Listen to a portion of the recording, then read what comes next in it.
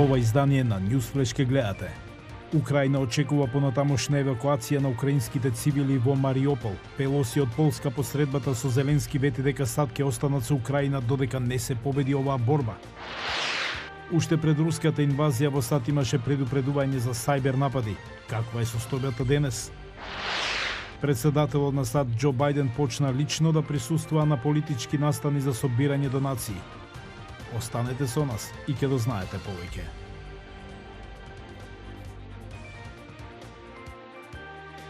Добро вечер. Ова е ТВ журналот Newsflash на Гласот на Америка на македонски јазик. Јас сум Јован Чанаумовски. Председателката на представничкиот дом на САД Ненси Пелоси во саботата во ненајавена посета на Киев се сретна со Зеленски, а денес во Полска имаше разговори со председателот Дуда и вети поддршка за сојузниците од НАТО во нивните напори да ја зајакнат Украина против Русија. Пелоси изјави за Гласот на Америка дека не треба да правиме ништо помалку поради заканата од Русија. Тие веќе ја исполнија својата закана, убија деца и семејства и илјадници други цивили. Белата куќа денес објави дека првата дама Џил Бајден во четврток ќе започне работната посета во Романија и Словачка, во која ќе бидат вклучени и средби со раселени украинци. Пелоси беше највисокиот американски функционер што ја посети Украина од руската инвазија на 24 февруари, во која загинаа илјадници борци од двете страни и илјадници други украински цивили. Говорејќи од Полска по заминувањето од Киев, Пелоси рече дека му ветила на Зеленски: "Ние сме со вас додека не се победи во оваа борба." А стотици цивили и околу 2000 украински војници се заглавени во фабриката за челик во Мариупол. Претходните обиди за евакуација на цивилите од локацијата беа неуспешни, бидејќи Русија ги гранатирала патиштата за евакуација. За прв пат имаше 2 дена вистински прекин на огнот на оваа територија, рече Зеленски во пораката од неделата. Украинската вице-премиерка Ирина Верешчук ја нарече ситуацијата во Азовстал вистинска хуманитарна катастрофа со луѓе кои немаат храна, вода и лекови. Обединетите нации и Меѓународниот комитет на Црвениот крст ја спроведоа евакуацијата во неделата, нарекувајќи операција за безбеден премин. Околу 100.000 други украински цивили може би се заглавени во Мариупол, лоциран на северниот брег од Азовското море, по 2-месечните бомбардирања. До сега повеќе од 5,5 милиони бегалци ја напуштиле Украина откако Русија ја нападна земјата, а повеќе од 3 милиони од нив заминале во Полска. Романија го зазеде второто место со примени повеќе од 800.000 бегалци. А по инвазијата на Русија во Украина, сајбер криминалот е на врвот на агендата на Белата куќа. Има причина за загриженост. Софтверските напади со откуп станаа главна безбедносна закана ширум светот, бидејќи хакерите се насочени кон критичната инфраструктура, како што се нафтоводите и прочистителните станици за вода. Во овие напади хакерите вградуваат малициозни програми на компјутерските системи и потоа бараат големи суми пари за да ги отклучат податоците и да не ги објавуваат. Таквите напади може да ги уништат бизнисите и да нанесат големи финансиски загуби. Нападите со барање откуп суштински се променија во последните неколку години. Порано тие едноставно ги шифрираа податоците на нивна цел. Се уште го прават тоа, но сега крадат и копија од информациите на таа цел и се заканува дека ќе ги објават тие информации онлайн како дополнителен притисок за изнуда на плаќање.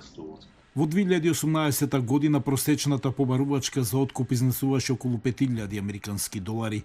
Денес таа е стотици илјади долари, а некои достигнуваат суми од повеќе милиони долари. Плаќањето обично се вршат во криптовалути, што го отежнува нивното следење. Плаќањето откуп е многу лоша работа. Тоа потекнува повеќе напади, гарантира дека откупниот софтвер и натаму е проблем. Ако никој не плаќаше откупнини, немаше да има напади со откупни софтвери. Толку едноставно. Експертите велат дека хакерите се добро организирани и функционираат како бизниси, со оделенија и помошен персонал. Тие внимателно ги избираат своите цели. Тие се селективни за целите, создаваат профил на организација за која мислат дека е ранлива и дека веројатно ќе плати, а потоа ја таргетираат. Американските власти велат дека хакерите често се сместени во Источна Европа. Во некои случаи тие функционираат како обични криминални групи, додека други се поддржани од владите. Ние ја гледаме Русија како место од каде потекнуваат многу од овие напади. Минатата година председателот Бајден постојано го повикуваше рускиот лидер Владимир Путин да го спречи сајберкриминалот што потекнува од неговата земја. До крајот на 21 година бројот на напади од големи размери се намали, а некои аналитичари веруваат дека причината е дипломатскиот притисок на САД. Но други велат дека криминалците станале повнимателни, бидејќи американските безбедносни агенции ги засилиле напорите во борбата против ваквите напади, вклучително и запленување изнудени пари, санкции, апсења и обвиненија. И покрај ова, компанијата за сајбер безбедност Emsisoft вели дека најмалку 2323 ентитети во САД биле цел во 2021 година, вклучувајќи ги локалните власти, училиштата и болниците. Украдените податоци, вклучувајќи ги и броевите за социјално осигурување, обично завршуваат на Dark Web или дел од интернетот познат по нелегални активности. Но не само институциите, се напаѓаат и поединци, а кражбата на идентитет е голем проблем.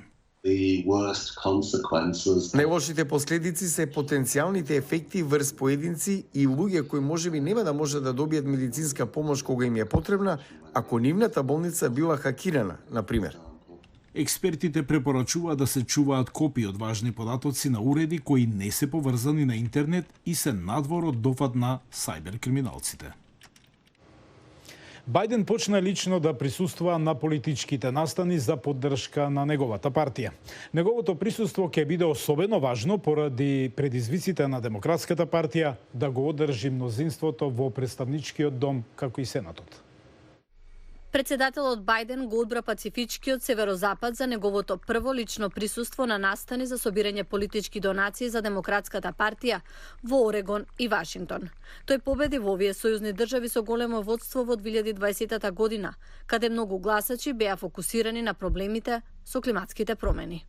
Дојдовме во ситуација кога кризата со животната средина стана толку очигледна со исклучок за претходниот претседател, што навистина имаме можност да направиме нешто што требаше да го сториме пред 2-5 до 10 години. Справувањето со климатските промени е проблем за некои од гласачите на конгресните избори, заедно со војната во Украина и назначувањето судии во Врховниот суд. Но анкетите постојано покажуваат дека економијата е најважна. Да, имаме ниска невработеност и Белата куќа има право да го истакне тоа. Но граѓаните одат во продавница и на бензинска пумпа неколку пати во неделата и гледаат многу високи цени. Со право се загрижени за инфлацијата. Жителот на Окленд, Джейсон Емерсон, вели дека се изгледа поскапо. Цените на нафтата се покачени, секој го знае тоа. Тоа е дополнителен долар за галон што го плаќам за да отидам на работа. Тука се и патарините, чија цена изминатава година скокна за долар. И јајцата се поскапени за долар. Во Портланд, Орегон, председателот Бајден рече дека неговата партија помогнала да се отворат нови 7,9 милиони работни места и го повтори приоритетот за инвестирање во инфраструктурата. Помина многу долго време откако Америка инвестирала во нејзините аеродроми, пристаништа и железници. Не сме го направиле тоа. Порано имавме најдобра инфраструктура во светот. Тоа е факт. Не е необично за партијата на председателот да изгуби места на конгресните избори, но Сабато вели дека овие конгресни избори би можеле да бидат многу тешки за Бајден. Демократите се во тешка ситуација сега и веројатно ќе го изгубат Представничкиот дом, а би можеле лесно да го изгубат и Сенатот. Во таква ситуација Бајден би се нашол во многу ослабена позиција пред втората половина од неговиот мандат. Во ова време на голема поларизација ќе биде многу потешко за Бајден откако што било за другите председатели, бидејќи има многу малку републикански гласови во Сенатот или Представничкиот дом за неговите програми. Председателот Бајден има простор да надомести со неговото лично присуство при собирање политички донации со Демократскиот национален комитет, кој извести дека собрале повеќе од 170 милиони долари донации до крајот на март, во споредба со над 200 милиони долари на Републиканскиот национален комитет.